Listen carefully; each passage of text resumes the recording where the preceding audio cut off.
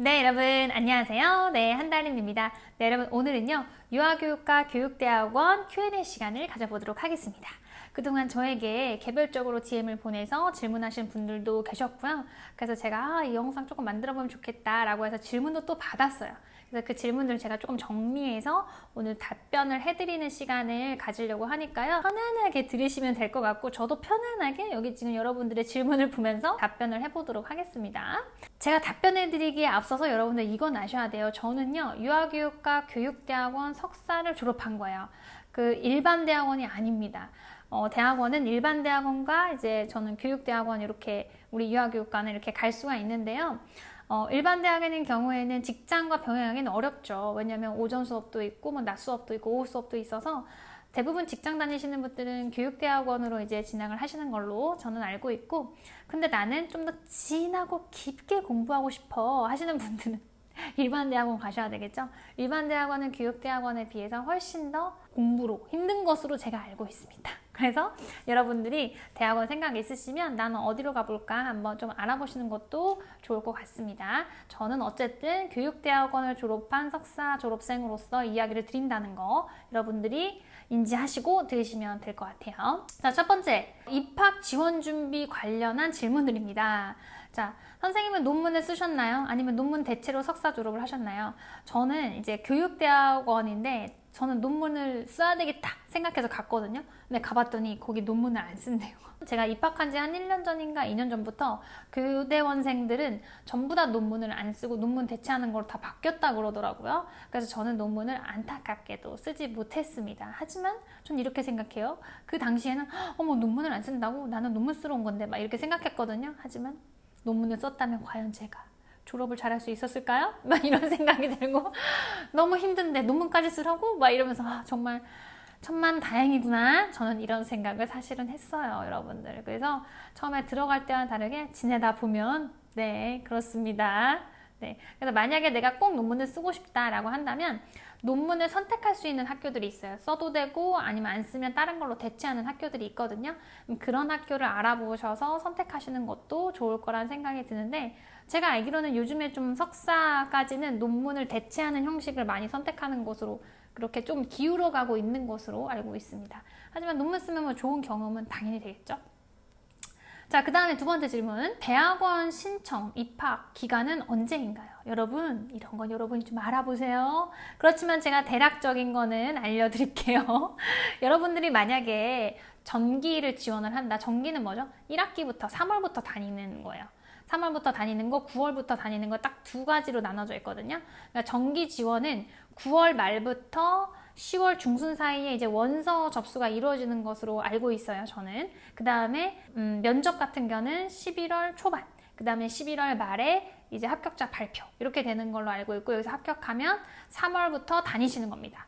그 다음에 이제 후기 모집 같은 경우에는 4월 중순에서 4월 말에 원서 접수를 하시고, 면접은 5월 중순, 합격자 발표는 6월 중순 정도 합격자를 발표해서 9월부터 학교를 다니는 그런 루틴을 가지고 있는 것으로 알고 있는데요. 좀 더 자세한 내용은 여러분들이 가고자 하는 학교에 이제 접속을 해보셔서 검색해보시면 바로 이제 지원 어떻게 하는지 이런 것들이 다 나와 있어요. 그래서 그런 걸 보시고 정확한 일정을 조금 체크를 해보시는 게 어떤가 이런 생각이 들고, 지금 이미 후기 접수나 면접은 다 끝났기 때문에 여러분들이 노리신다면 제일 빠른 거는 내년 이제 전기 들어가는 걸 노리셔야 되겠죠. 9월 말에서 중순에 이제 원서 접수기 때문에 지금부터 슬슬 좀 준비하셔야 되지 않을까 싶어요.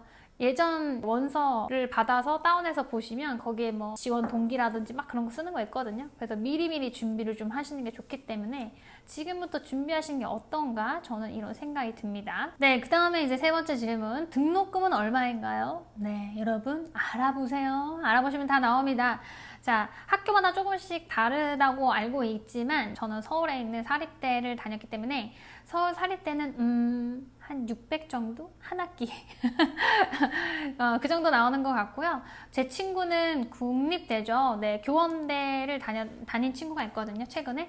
그 친구한테 물어봤을 때는 거기는 한 180에서 200 사이 왔다 갔다 하는 금액을 내는 걸로 알고 있습니다. 이게 사립대하고 국립대는 너무 다릅니다. 서울에도 국립대는 뭐 저렴하겠죠. 근데 사립대들은 워낙 서울은 다 요 정도입니다. 그냥 학비 정도가. 그래서 그 학비가 맞다고 보시면 되고요. 그리고 제가 알기로는 교육청에 속한 근무를 하고 계신 선생님들은 아직까지는 유치원 선생님들 아닐까 싶은데요. 유치원 선생님들은 이제 지원을 해줘요. 그래서 일부는 지원 금액을 받을 수가 있다. 이렇게 보시면 되고 정확한 금액은 여러분들이 알아보시면 되겠습니다. 자, 그 다음에 이제 네 번째, 교육대학원 지원하고 싶은데 기초적인 준비사항과 과정이 궁금해요. 입학 신청을 하면 면접 같은 과정을 거치나요? 뭐 이렇게 물어보셨는데 일단은요, 여러분들 제가 아까 이야기 드렸잖아요. 원서 접수를 할 때 지원서를 내셔야 돼요. 그 지원서는 학교마다 이제 양식이 대부분 존재해요. 다운받아서 쓰시면 되는데 대부분 입학 동기, 그 다음에 전공 분야에 대한 연구 계획을 쓰시고 그 다음에 기타 이렇게 나눠져 있거든요. 그래서 입학 동기는 내가 왜 이거 입학하고 싶은지 뭐 이런 거 적으시고 그 다음에 연구 계획은 여러분들이 연구를 한다면 논문을 내가 쓴다면 어떤 주제로 어떻게 쓰고 싶은지 이런 거를 약간 이제 대략적으로 써보는 겁니다, 여러분들. 그래서 저도 열심히 썼던 기억이 있습니다. 제가 연구하고 싶은 부분에 대해서. 그 다음에 기타는 여러분들이 어필하고 싶은 부분이 있으면 거기 적으면 됩니다. 그 다음에 면접 준비 같은 경우는요, 사실 제 주변에 이제 대학원 가신 분들이 많이 있죠. 근데 저랑 다른 분야인 분들이 많이 있어요. 근데 그분들은 그렇게 면접 준비를 많이 안 하시더라고요. 근데 유아교육과는 달라. 유아교육과는 정말 준비를 많이들 하시더라고요. 그리고 실제로 제가 이제 입학하고 봤더니 국공립 선생님들이 상당히 많이 입학을 하셨어요. 제가 듣기로는 어떤 학교인 경우에는 정말 의도적으로 국공립 선생님만 뽑는다 막 이런 소문도 있고 그런 이야기도 진짜 많이 들었거든요. 근데 제가 보니까 그냥 국공립 선생님들은 면접에 유리할 수밖에 없어요. 왜냐면 이미 지식이 빵빵하게 다 들어있잖아요. 그 바늘구멍을 통과하신 분들이라서 이미 지식이 너무 많은 선생님들, 면접 준비도 엄청 열심히 막 매일 연습하고 이런 경험이 있으시기 때문에 당연히 면접을 잘 볼 수밖에 없지 않나? 그래서 국공립 선생님들이 대학원 이제 면접도 잘 수월하게 보시고 합격할 수 있지 않나? 이런 생각이 들어요. 그렇지만 저는 그런 시험을 본 적이 없고요. 그렇기 때문에 대학원을 가야 되겠다고 생각했을 때 공부했습니다. 어떻게? 임용책을 샀어요. 전부 다? 아니요. 전부 다 사진 않았고요. 그렇지만 저는 뭐 강의를 듣고 뭐 이렇게까지는 하지 않을 거기 때문에 설명이 아주 잘 된 저하고 스타일이 맞는 임용서적을 몇 권을 구입을 해서 몇 달 동안 열심히 공부를 했어요. 그래서 만약에 여러분이 뭐 국공립 교사라면은 사실은 걱정은 없을 것 같긴 하지만 내가 뭐 국공립 시험을 본 적도 없고 그런 지식이 없다라고 한다면 일단 전공 지식을 조금 쌓으실 필요가 있어요. 왜냐면 면접에서 그런 걸 물어봐요. 그리고 형 교육과정에 대한 철학이나 특히 어떤 문제점 같은 것도 잘 물어보시는 것 같고요. 요즘에 이제 요즘 이슈 관련해서 어떤 문제점, 이거 어떻게 생각하냐, 어떻게 해결하면 좋겠냐, 이런 것도 물어보고 또는 진짜 전공 지식 기본적인 사항을 물어보기도 하고. 근데 제가 이제 면접을 받고 주변 선생님들 이야기도 들어보니까 정말 다양한 걸 질문하시는데 정말 전반적으로 전공 지식이 있어야지, 관심이 있어야지 대답할 수 있는 그런 질문들을 꽤 하신다라는 거를 알 수가 있었습니다. 그래서 여러분들 지원을 하실 거죠. 그러면 제가 말했잖아요. 9월 말에서 10월 중순에 원서 접수가 이루어진다. 그리고 면접이 11월 초반이니까 지금 하시면 된다는 이유는 공부를 지금부터 하시라는 거예요. 그래서 공부 분량이 엄청나잖아요, 사실은. 네, 그래서 뭐 철학자 뭐 이런 뭐 기본적인 내용들을 알고 계셔야 되기 때문에 여러분들 공부를 하시라는 겁니다. 지금부터 11월까지 공부를 하세요. 그러면 됩니다. 네, 그 다음에 이제 5번째 질문이죠. 대학원 입학의 자격 조건 등이 따로 있나요? 이거는 제가 알기로는 학교에 따라 조금씩은 다른 걸로 알고 있어요. 그래서 내가 유치원 전교사 자격증이 없는 선생님인 경우에는 어떤 학교에서는 그 전교사 자격증을 받게끔 해주는 학교도 있고 여러분들의 상황에 따라서 선택을 하시면 되는데요. 당연히 이제 교원 자격증, 유치원 전교사 자격증 있는 교사인 경우에는 유아교육과 대학원 어디든지 지원이 가능하시겠죠.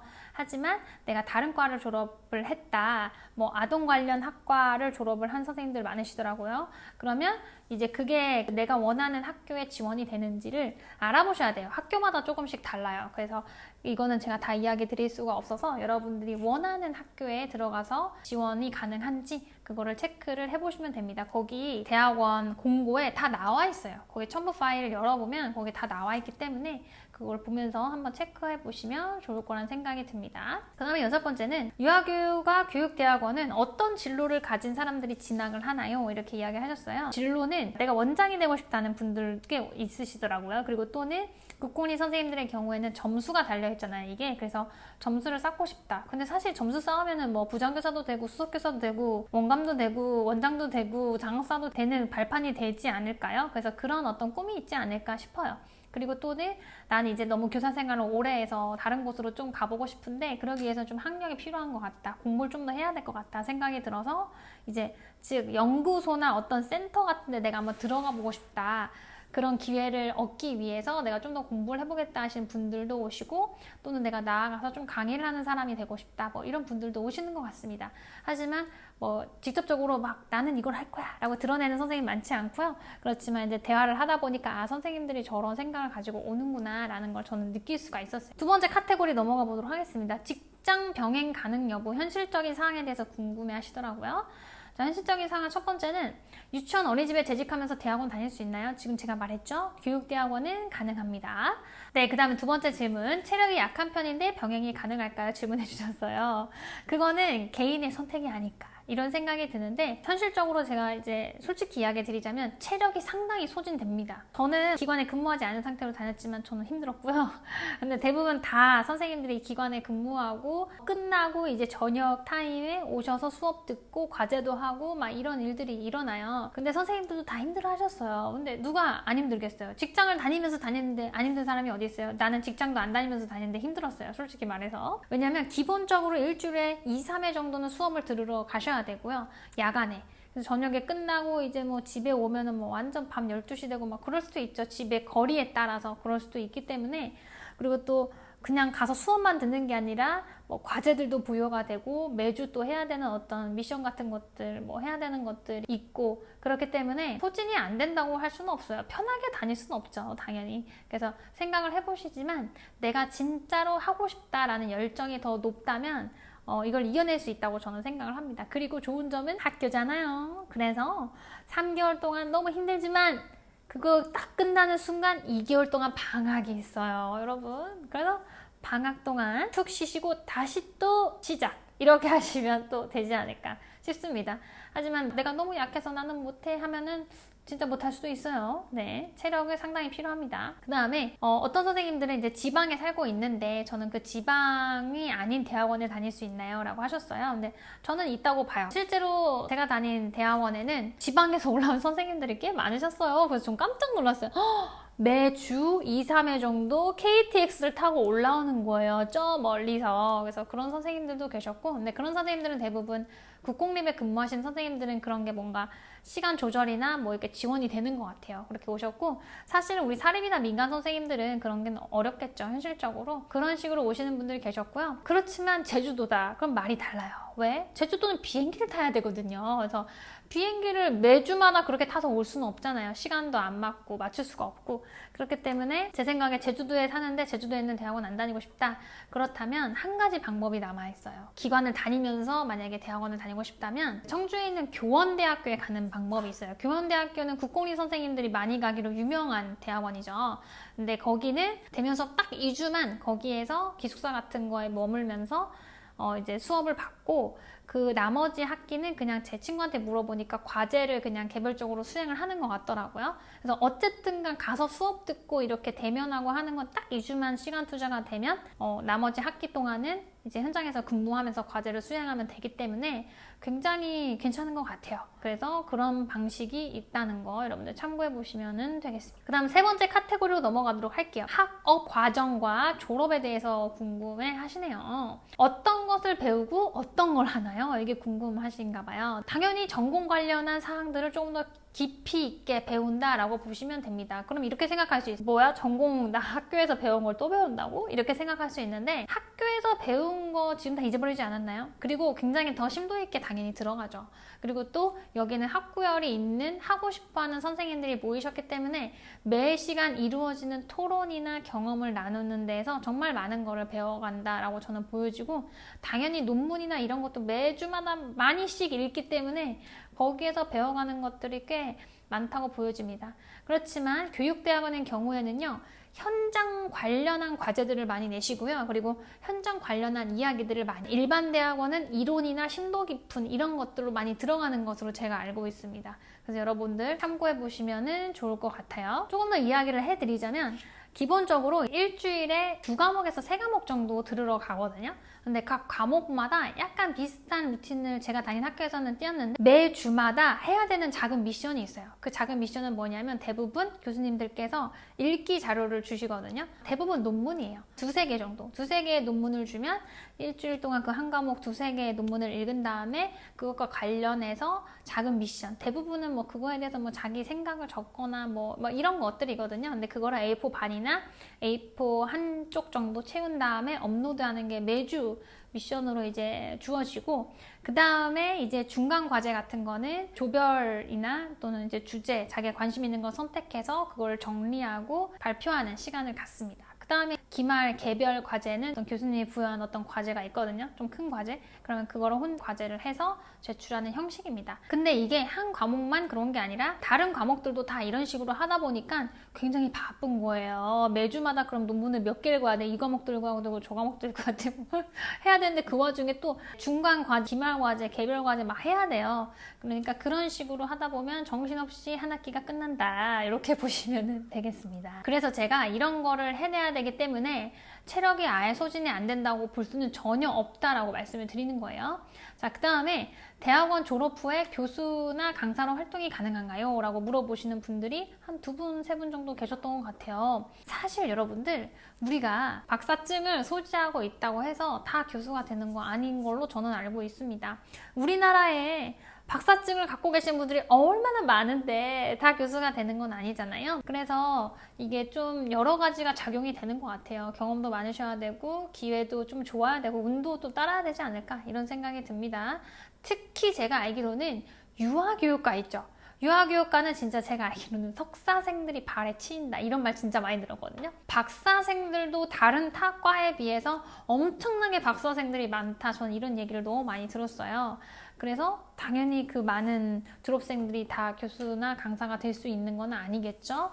네, 그래서 내가 무조건 공부만 열심히 하고 이 과정만 견디면 강사나 교수가 될 수 있다, 이렇게 생각하시면 절대 안 됩니다. 하지만 내가 이제 기회가 왔을 때 확 잡을 수 있도록 내 조건을 만들어 놓겠다라고 한다면 할 수는 있겠죠. 하지만 무조건 되는 건 아니기 때문에 그것만 바라보고 가기에는 네, 조금 한번 생각을 해보시면 좋지 않을까, 이런 생각이 듭니다. 하지만 하고 싶으면 하는 거지, 그쵸? 네, 그 다음에 이제 마지막 카테고리입니다. 진학 마음가짐 관련해서 저에게 이제 질문을 주셨어요.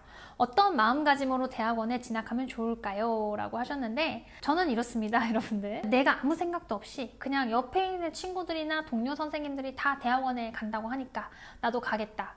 나 좀 석사증, 박사증 받고 싶어. 멋져 보여. 그래서 그냥 내가 그냥 있어 보이고 싶어서 증을 갖고 싶어서 간다? 진짜 no 가지 마세요. 그런 식으로는. 왜냐하면요, 제가 아까 얘기해 드렸듯이 할 게 굉장히 많이 있고요. 그리고 전 이렇게 생각해요. 교육대학원은 5학기를 다닙니다. 일반 대학원은 2년을 다녀요. 4학기. 그래서 한 학기 더 다니죠, 교육대학원은. 왜냐하면 저녁에만 이루어지기 때문에 한 학기 더 다니는데, 그 기간 2년에서 2년 반 휴학 중간에 끼면 3년 정도 거의 하는데, 그럼 그 기간 동안 내가 시간이라는 걸 그렇게 쏟아 부어야 돼요. 내가 주말에 놀고 친구랑 뭔가를 나누고 이렇게 할 수 있는 시간을 다 희생을 해서 그거를 해야 돼요. 매일 나는 놀지 못하고, 저 사람들은 카페에서 보면 창문으로 보면 재밌게 하하호하는데 난 여기서 뭘 하고 있는 걸까? 하면서 막 과제를 하고 있어야 되고 그렇습니다. 한 2년, 3년 되는 시간 동안 내가 의미 있는 일을 해야 되지 않겠어요? 나한테 의미 없이 그냥 멋져 보이고 싶어가지고 그 대학원 진학한다? No, 절대 아닌 것 같고요. 그리고 스트레스 많이 받아요, 그렇게 하면. 그리고 또한 금전적으로도 많이 들잖아요. 제가 아까 이야기했죠. 서울 사립 때 한 학기에 얼마인지 여러분들 그럼 여러분들 얼마나 이제 들겠어요. 그러니까 돈도 그렇고 차라리 그냥 그 시간에 멋져 보이고 싶어요? 여행을 가세요. 그 돈과 시간을 써서. 그래서 멋져지세요. 그냥 그게 더 나을 거라 생각이 듭니다. 그리고 어떤 마음가짐으로 진학하면 좋을까요는 첫 번째는 내가 현장에서 항상 갈증이 있는 선생님들. 현장에는 사실 다양한 선생님들이 있잖아요. 그래서 제 경험으로 봤을 때는 어떤 선생님들은 전혀 내 말에 관심이 없어요. 나는 막 열심히 하고 싶은데 그런 말에 관심이 없는 선생님들도 꽤 있거든. 하지만 대학원에는 그렇게 학구열이 높고 내가 좀 잘해보고 싶은 선생님들이 없기 때문에 이야기했을 때 핑퐁이 잘 돼요. 그리고 토론 시간 항상 매 시간마다 있어서 여러분들이 뭔가 그 주제에 대해서 이야기를 편안하게 학구적으로 좀 해볼 수 있다. 인사이트를 많이 얻을 수 있다라고 저는 보여지거든요. 그래서 여러분이 현장에서 뭔가 갈증이 있어서 내가 좀 더 뭔가 해보고 싶고 아이들한테 좀 더 많이 뭔가 주고 싶다. 나 진짜 괜찮은 교사가 되어보고 싶다 한다면 오실만 하다고 저는 생각을 합니다. 실제로 개별 프로젝트 과제에서는 현장에 적용하는 과제들을 많이들 수행을 하시는데요. 정말 선생님들이 이 안 해봤던 거를 하면서 정말 다양하고 많은 것을 느끼시는 모습을 보면서 아, 이 대학원의 힘든 과제이지만 그래도 선생님들이 순식간에 성장을 이렇게 하는구나 라는 걸 저도 옆에서 지켜보면서 느낄 수 있었거든요. 그런 성장의 욕구가 충만한 선생님이 오시면 좋지 않을까 이런 생각이 들고, 두 번째는 또 다른 진로로 가고 싶은 명확한 목표를 가진 선생님들이 오시면 좋은 것 같아요. 예를 들어서 아까 말했듯이 원장이 되고 싶다, 장학사가 되고 싶다, 나는 좀 점수를 좀 따고 싶다, 나는 원에서 그만 근무하고 한번 연구기관들에 한번 지원을 해보고 싶다, 나는 뭐 강사가 되어보고 싶다, 뭐 다른 좀 관련한 직종으로 나아가고 싶다, 뭐 이런 나만의 새로운 비전이나 새로운 목표가 있는 선생님들은 오시면 좋은 것 같아요. 왜냐하면 그 목표가 나를 지탱하게 만들어주는 것 같아요. 왜냐면 이게 쉬운 일은 아니기 때문에 공부하고 뭐하고 힘들다 하지만 내 목표가 나를 지탱해 줄 수 있다라고 생각을 하거든요. 그런 분들은 오시면 좋지 않을까 그런 생각이 듭니다. 그리고 여기서 추가적으로 제가 추천드리는 선생님들은 사실 저경력은 저는 추천하지는 않아요. 저경력 선생님 물론 공부하실 수 있죠. 그렇지만 저는 6년 차 정도 되는 선생님들 이상이 대학원에 가시면 정말 많은 걸 뽑아낼 수 있지 않을까 이런 생각이 드는데, 그 이유는요.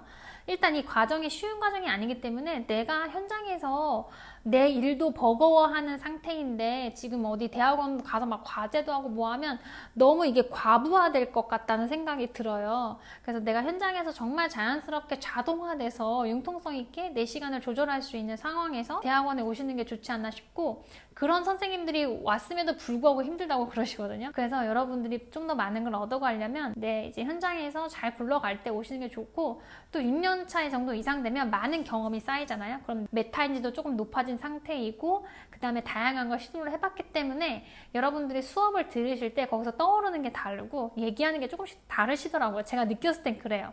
그래서 경력이 조금 저경력인 선생님보다 경력이 있으신 선생님들이 확실히 심도 깊게 좀 탐구하고 생각하는 거를 저도 옆에서 지켜볼 수가 있었거든요. 그래서 여러분들 조금 경력 쌓으신 다음에 가는 게 전 더 좋지 않나 이런 생각이 듭니다. 네, 그 다음에 이제 뭐 웹편으로 이거 물어보신 분이 계셨는데, 교육 컨텐츠를 만들어 보고 싶은데 대학원에 가야 하나요? 이렇게.